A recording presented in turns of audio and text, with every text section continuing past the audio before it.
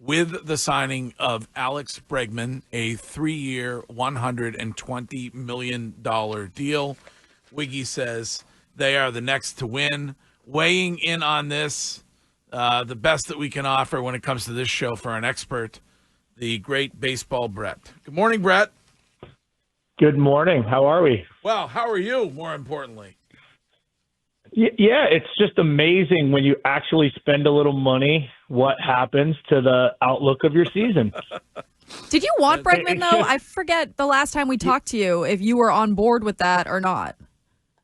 I was just kind of in the camp that I didn't think they were going to extend themselves to get him. So I was just kind of, you know what I mean? I was just kind of setting. I didn't really care. I just wanted them to win, Coco. Like I said, I think a sustained winner is how you get people back. And I think he was the easiest and most logical component to building a winning team. Right. So they extended themselves, not on years, but on money. I just didn't think they were going to put that financial offer in front of him. And I knew what he was expecting.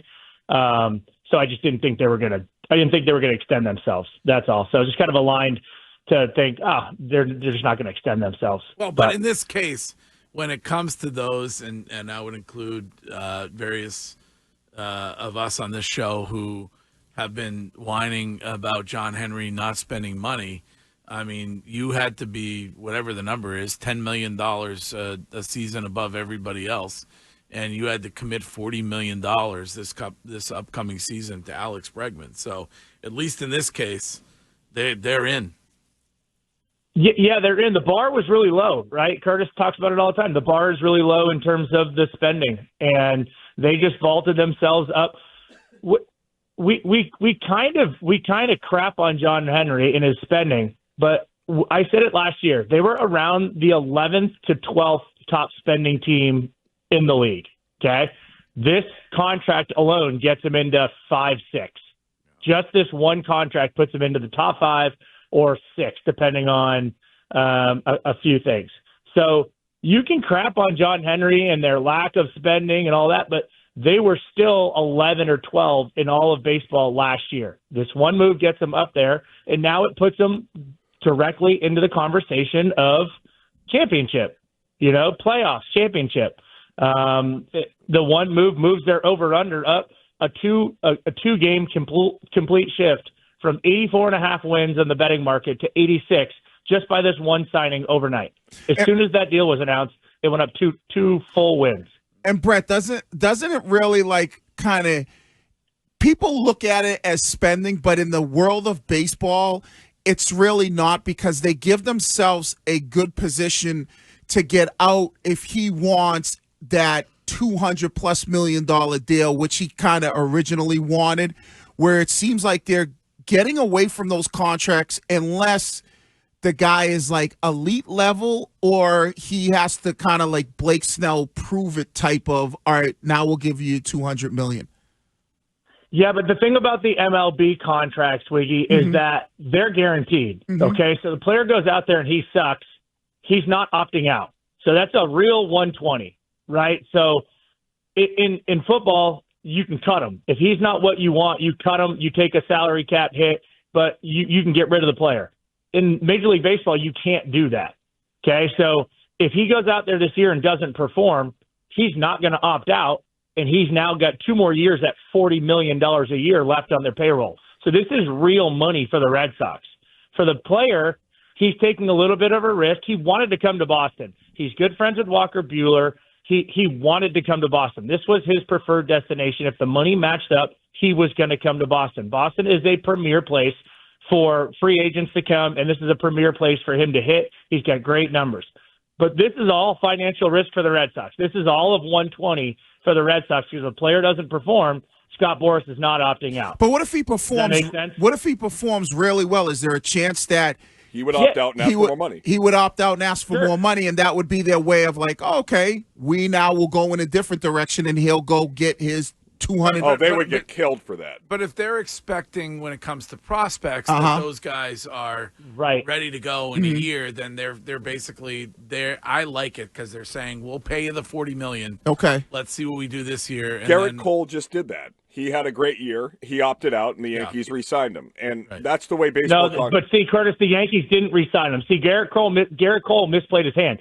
He tried to have the Yankees tack on 2 more years of his contract because that was a provision in his contract, and the Yankees called him on it. They re-signed him to his original contract, didn't tack on 2 more years because he had inflammation in his elbow this year. So Garrett Cole tried to do that, but he's 35, 36 years old. He tried to. And that's the difference. Baseball players generally have the power, right? Because if you stink, you're still going to get your money. Did Blake Snell do it? Right, but the Yankees did re-sign him. He opted out, and then they re-signed him.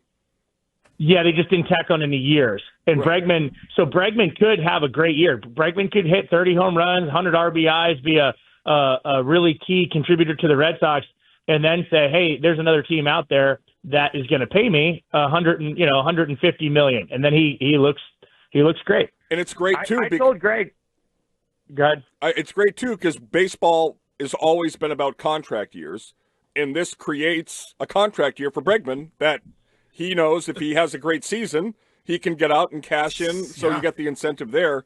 Interesting nugget I just found, Brett. He was the bat boy for Arizona State when Dustin Pedroia was playing for Arizona State. So the Red Sox connections are everywhere. And the Red Sox drafted him. Right. The Red Sox originally drafted him. He went back to LSU and became the number 2 pick overall. But the Red Sox had originally drafted him. He was the team way back in the day that the Red Sox drafted. So, it's crazy. Greg, I told you the other day, the Red Sox are going to look like the smartest people in the room or look like absolute idiots. Yeah. And it turns out they look like the smartest people in the room. They waited it out. He came to them. They got the number they were comfortable at. They signed him to a deal they were comfortable at.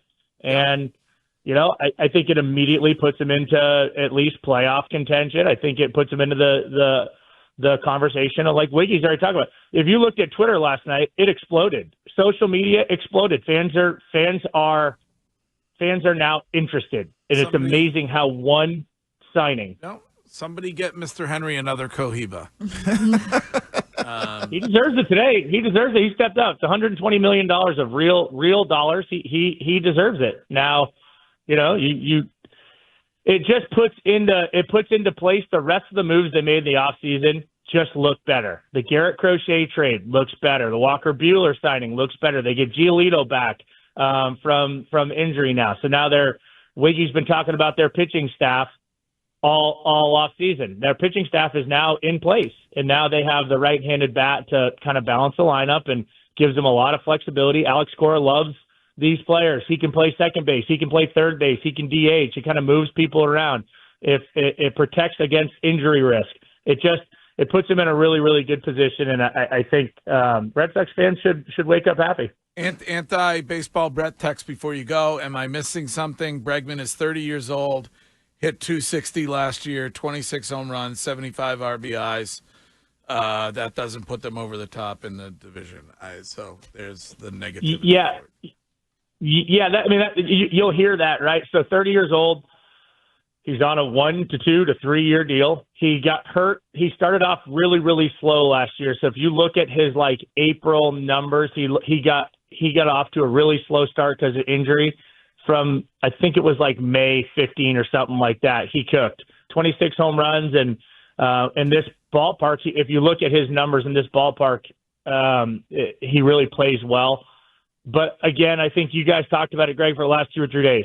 He's an adult in the room. Yep. He's a 2-time World Series champion. He knows how to win. He's gone to the playoffs 8 straight years, and they just didn't have a player like that. Now they have Walker Buehler, who won last year. They have him coming over with playoff experience, World Series experience.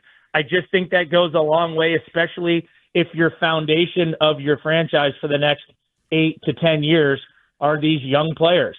Yep. Right? The 3 prospects they have coming up, the young Cassis and some of the young guys they have on the roster now, I think this is just a really big piece of that pie to be a leader and to tell them exactly how to win. I don't know. I think it's a pretty good signing. Baseball Brett, thank you. Thanks, guys.